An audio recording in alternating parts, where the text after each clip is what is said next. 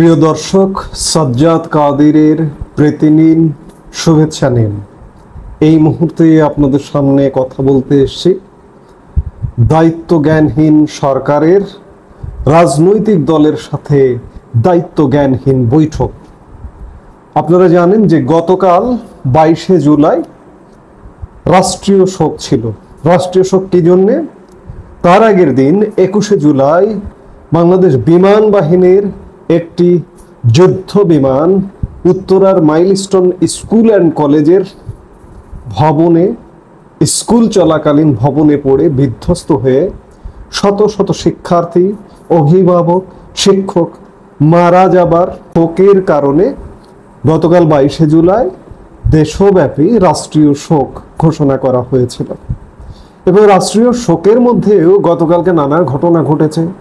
যেমন মাইলস্টোন কলেজে দুজন উপদেষ্টা প্রায় 9 ঘন্টা অবরুদ্ধ হয়েছিলেন এবং দেশের বিভিন্ন অঞ্চলে, রাজধানী সহ বিভিন্ন অঞ্চল গতকাল দিনভর উত্তপ্ত ছিল। এই উত্তপ্ত থাকা অবস্থায় গতকাল রাত 9টা থেকে অন্তর্বর্তীকালীন সরকারের প্রধান উপদেষ্টা দেশের 4টি রাজনৈতিক দলের সাথে বৈঠক করেন। 4টি রাজনৈতিক দল হলো বিএনপি, জামাত, এনসিপি, অনিবন্ধিত রাজনৈতিক দল এবং নব্যসৃষ্ট রাজনৈতিক দল এবং ইসলামী আন্দোলন।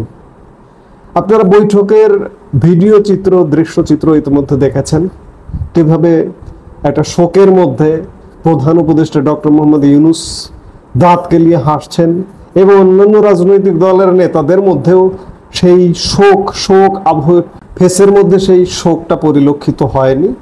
যেটি হোক, আমরা যখন রাতে বৈঠকের খবরটা জানলাম তখন ভেবেছিলাম যে উত্তরা ঘটনা, বিমান বিধ্বস্তের ঘটনায় যে অব্যবস্থাপনাগুলো ঘটেছে, শিক্ষার্থীরা আন্দোলন করছে, গতকালকে আন্দোলন করেছে, এমনকি আজকেও আন্দোলনে তারা নামবে, যে লাশ গুম করার একটা অভিযোগ পাওয়া গেছে, লাশের সংখ্যা কম দেখানো হচ্ছে, কিংবা সেনাবাহিনীর শিক্ষার্থীদের উপরে লাঠিপেটা করা, এই ধরনের নানা রকম অব্যবস্থাপনা নিয়ে এবং এই পরিস্থিতিকে কিভাবে ট্যাকেল করা যায়, এই পরিস্থিতিকে কেন্দ্র করে দেশ উত্তাল হয়ে উঠছে। এই উত্তাল পরিস্থিতিটাকে সবাই মিলে কিভাবে ট্যাকেল করা যায়, আমরা ভেবেছিলাম বৈঠকটি হয়তো তেমন কোনো বিষয়, কিন্তু সত্যিকার অর্থে বৈঠকটি যখন শেষ হলো তখন এই বৈঠকের সিনারিও দেখে মনে হয়নি যে একটা রাষ্ট্রীয় শোক চলছে এবং কি ঘটনা ঘটেছে, একদিন আগে কি ঘটনা ঘটেছে, এটি মনে হয়নি যে বিমান বিধ্বস্ত হওয়ার ঘটনায় যে এতগুলো প্রাণ বিসর্জন হয়ে গেল। গতকাল রাজনৈতিক দলের সাথে প্রধান উপদেষ্টার বৈঠকে সেটি মনে হয়নি। মনে হয়েছে যেন একটা রুটিন বৈঠক, একটা নিয়মিত বৈঠক, রাজনৈতিক দলগুলোর যাতে ঐক্য থাকে। বৈঠকে এমন আলোচনাও হয়েছে, শোক প্রকাশ করা হয়েছে ঠিক আছে, কিন্তু বৈঠকে এমন আলোচনাও হয়েছে যে আপনারা একজন আরেকজনের বিরুদ্ধে বিষোদ্গার করেন কেন।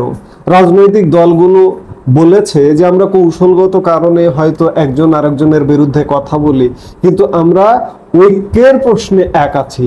কি ঐক্য? ফ্যাসিবাদের বিরুদ্ধে ঐক্যবদ্ধ লড়াই করতে এক আছে তারা। ফ্যাসিবাদ শুনতে শুনতে আমাদের গত একটা বছর কান ঝালাপালা যেমন হয়ে গেছে, ঠিক তেমনি ভাবে গত একটা বছর বাংলাদেশকে রসাতলে নামাতে নামাতে দৃষ্টিসীমার বাইরে চলে গেছে। বাংলাদেশের অবস্থা এক ভয়ানক পরিণতির দিকে নামিয়ে দেওয়া হয়েছে, কিন্তু ফ্যাসিবাদ বিরোধী ঐক্যের শেষ হচ্ছে না। বৈঠক শেষে উপদেষ্টা আসিফ নজরুল রাজনৈতিক দলগুলোর ঐক্যের গান শুনিয়েছেন। তখন আমার মনে হয়েছিল যে আসিফ নজরুল এই বৈঠকের আগেই 9 ঘন্টা অবরুদ্ধ ছিলেন এবং গতকালকে একটা জানালা ভাষণ দিয়েছেন। জানালা ভাষণ শব্দমালাটা আমার কাছে বেশ হাস্যকর বা মজার লেগেছে, এজন্য বললাম জানালা ভাষণ। কেউ একজন হয়তো এমনটা স্ট্যাটাস দিয়েছেন যে আসিফ নজরুল গতকালকে জানালা ভাষণ দিতে বাধ্য হয়েছেন। এই জানালা ভাষণ থেকে দেওয়া এবং 9 ঘন্টা অবরুদ্ধ থাকা থেকে তিনি সরাসরি উপদেষ্টা পরিষদের বৈঠকে গিয়ে বা রাজনৈতিক দলের সাথে উপদেষ্টা পরিষদের বৈঠকে অংশ নিয়েছেন। বৈঠকে অংশ নিয়ে বৈঠক থেকে বেরিয়ে তিনি সংবাদ সম্মেলনে বলেছেন যে রাজনৈতিক দলগুলো যে ঐক্যবদ্ধ আছে তা দৃশ্যমান করতে দলগুলোর প্রতি আহ্বান জানিয়েছেন প্রধান উপদেষ্টা ডক্টর মোহাম্মদ ইউনূস। অন্যদিকে দলগুলো জানায় সবাই আমরা ঐক্যবদ্ধ ভাবে বলেছি যে আমরা অবশ্যই সরকারের পাশে অতীতেও ছিলাম, এখনো আছি, সামনেও ইনশাল্লাহ এই সরকারের পাশে থাকব।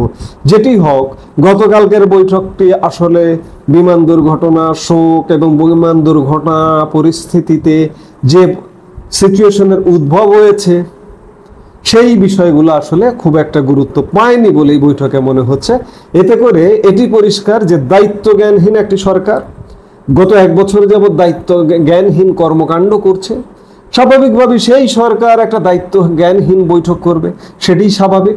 আমরা গতকালকের বৈঠকে সেটাই দেখলাম যে উদ্ভূত পরিস্থিতি, দুর্ঘটনা পরবর্তী পরিস্থিতি সে গুরুত্ব পেল রাজনৈতিক দলগুলোর ঐক্যবদ্ধতা এবং ঐক্যবদ্ধভাবে সরকার যত অন্যায় করুক সরকারের পাশে থাকা। আজকে রাজনৈতিক দলগুলো এই অন্যায়কারী সরকারের পাশে আছে বা সমর্থন দিচ্ছে, তাহলে এই রাজনৈতিক দলগুলো যত অপকর্ম হচ্ছে, যত অনিষ্ট হচ্ছে এর জন্য দায়ী থাকবে। আরেকটি কথা বলা খুব প্রয়োজন যে ফ্যাসিবাদ বিরোধী ঐক্য যতই করুন না কেন, অন্যায় করে অপকর্ম করে পৃথিবীর কেউ কিন্তু ছাড় পায়নি। আজকে এত বড় একটা ভয়ানক দুর্ঘটনা ঘটেছে, পৃথিবীর ইতিহাসে এমন ঘটনা নেই। তেমন দুর্ঘটনা পরবর্তী দুর্ঘটনা কিভাবে মোকাবেলা করবে সেসব আলোচনা না করে কিছু রাজনৈতিক দলের ঐক্য প্রতিষ্ঠা করছেন এই দুর্যোগ, দুর্বিপাকে, এই সংকটে। এই রাজনৈতিক দলগুলোর চেহারাও বাংলাদেশের মানুষ চিনছে, বুঝতে পারছে, আর সরকারের চেহারা তো চিনে ফেলেছেই। কাজেই যতই ঐক্য করুন, ঐক্য করে ভাবুন যে এই রাজনৈতিক দলগুলো আপনাদের পেছনে আছে, কিন্তু আলটিমেট বিচারে এই রাজনৈতিক দলগুলো হয়তো আপনাদের রক্ষা করতে পারবে না। পরিস্থিতি কিন্তু সেদিকেই যাচ্ছে। কাজেই দায়িত্ব জ্ঞানহীন সরকার গতকালকে একটি দায়িত্ব জ্ঞানহীন বৈঠক করেছে বলেই প্রতীয়মান হচ্ছে। এই মুহূর্তে এ পর্যন্তই। সবাই ভালো থাকুন, সুস্থ থাকুন। আমাদের ভিডিওগুলো নিয়মিত পেতে সাবস্ক্রাইব করুন Sajjad Kadir and the legends YouTube channel এবং লাইক, কমেন্ট, শেয়ার করে সাথে থাকুন।